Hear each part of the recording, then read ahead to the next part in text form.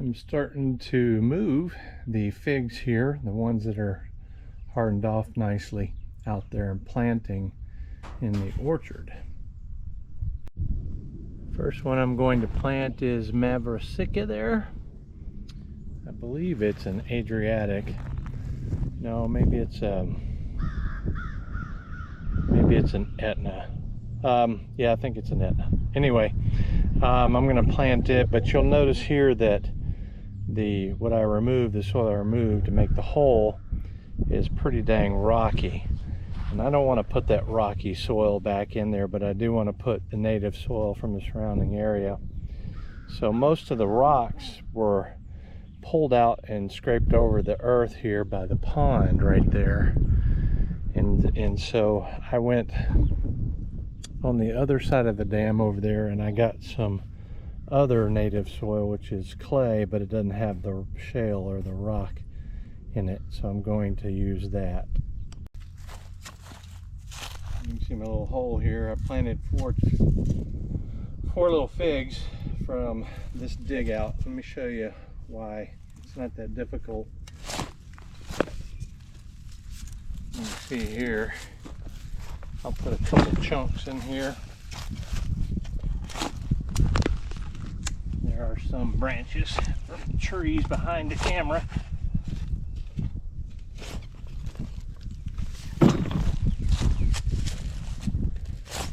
When I get through planting figs, I'll take that old rocky stuff and backfill this.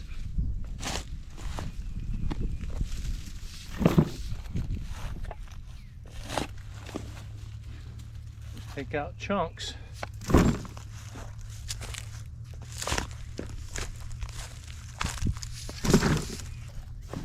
As you can see, this mix is pretty moist, and it's just a matter of just crumbling up with my hands, just removing the grass,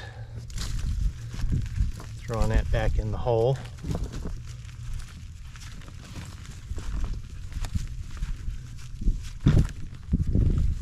And I think this is, or will be, better for the figs to help get it started better.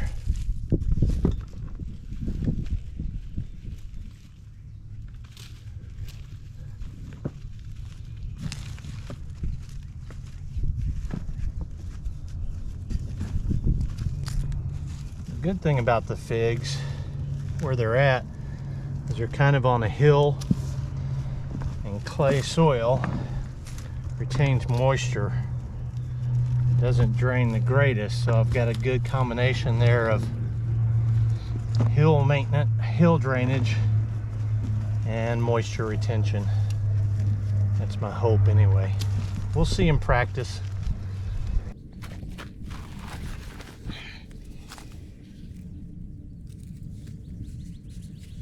It's a nice looking fig.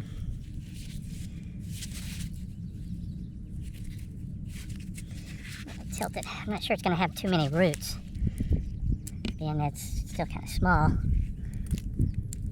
So I'm going to be really gentle with it.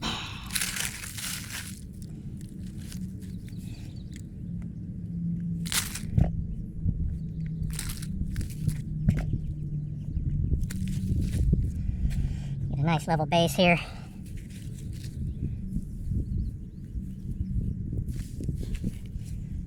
Alright, now it's just a matter of filling it in.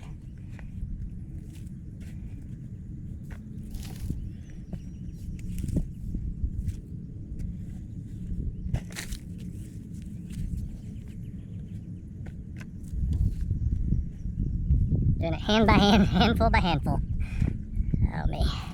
I'm doing it this way because if I was using tools, I could potentially break off this very delicate fig top, which would kill the cutting off. So I'd rather be extra cautious when doing this. If it takes me a little extra time, that's okay. So you can see this clay, this native soil that I told you I got from over there, is also clay, and it doesn't have the rocks in it. So I want the fig to be able to get its roots into this other clay over here easier. than it would if it was rocky. And it may encircle, I don't know. I tried to make the holes oval, so it would have to go in and out to circle. And I've never really had fruit trees circle before, but anything's possible, I suppose. So we're gonna go with it, see what happens.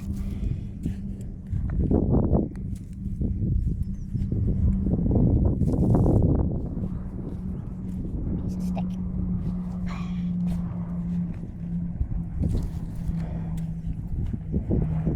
Handful by handful. I'll probably speed this up to 1.5 or 2 times, which will probably make my voice sound funny. And that's just to keep the video from being lengthy and you getting bored from me doing hand by hand here.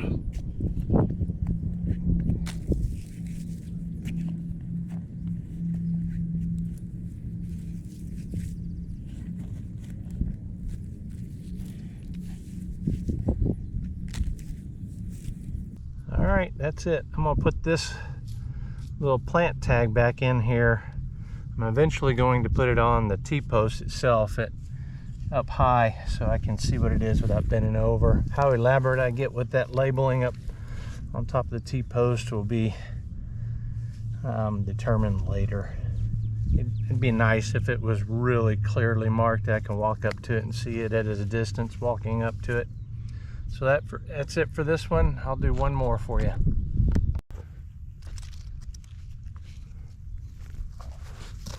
This fig here is called Dalmati. Let me see if you can see that.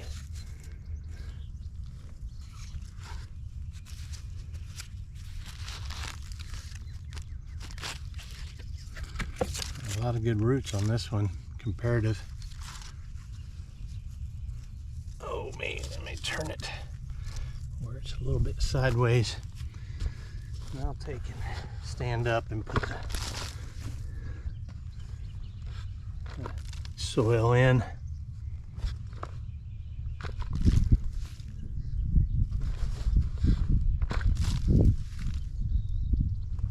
Doing it with 2 hands, much faster, isn't it?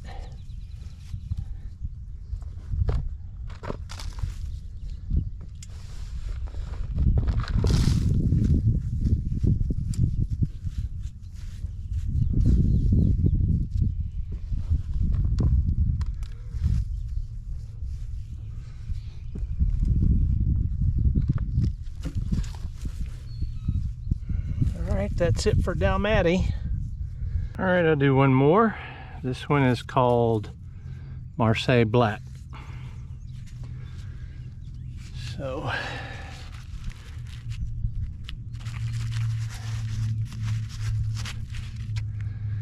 there's hardly any roots in this one, so I have to be really careful.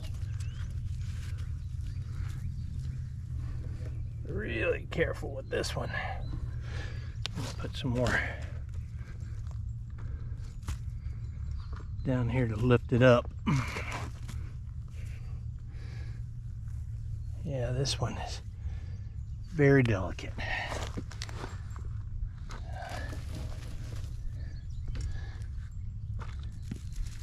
And it was a baby. This one's really tiny for planting, I imagine. But what the hell. Hopefully it'll make it.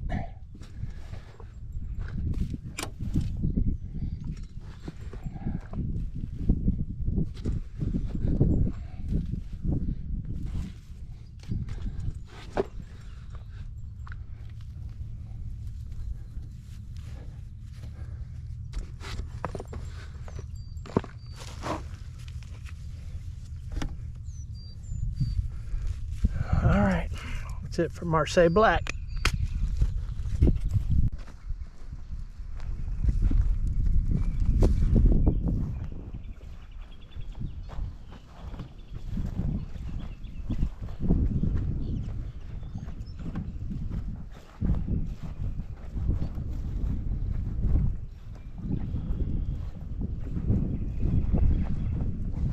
Planting this many is no joke. There's some work to it, that is for sure. There's 20 in each one of these 2 rows on either side of the lawnmower there. And I'm almost done with the first 2 rows.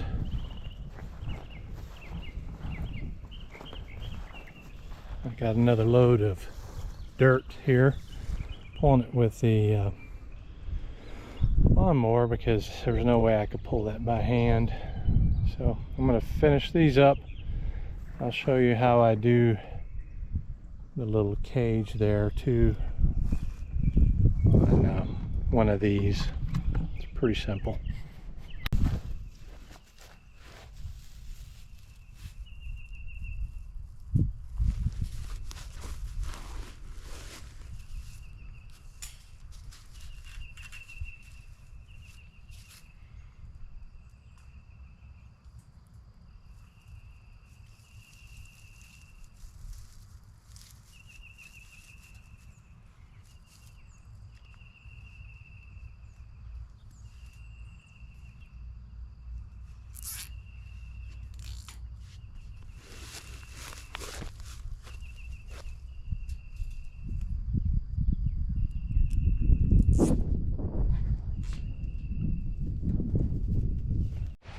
These racks here are more or less what I use to make microgreens and some other things.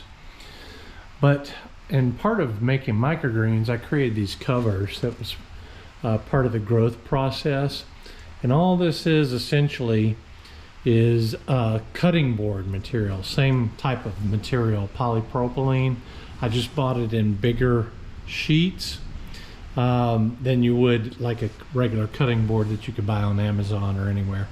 So I'm going to use these. I'm going to repurpose them since I'm not doing microgreens right now, and I'm going to cut these down because I have so many of them. I'm so glad I didn't throw these away, and I'm going to make plant tags out of them.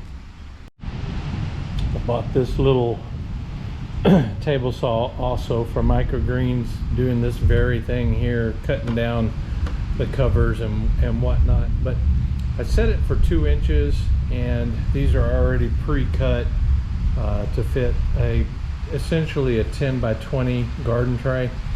So they're going to be about 10 inches wide or 2 inches wide by 10 inches in length, and I'll write in that on a white paint marker. So I'm going to cut all these down, and I've got a lot to cut.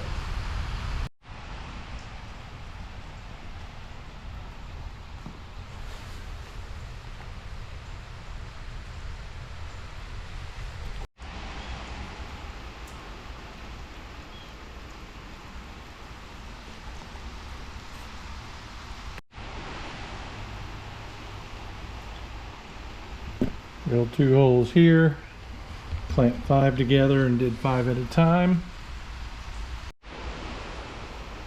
Number 1 spot is St. Rita, first one.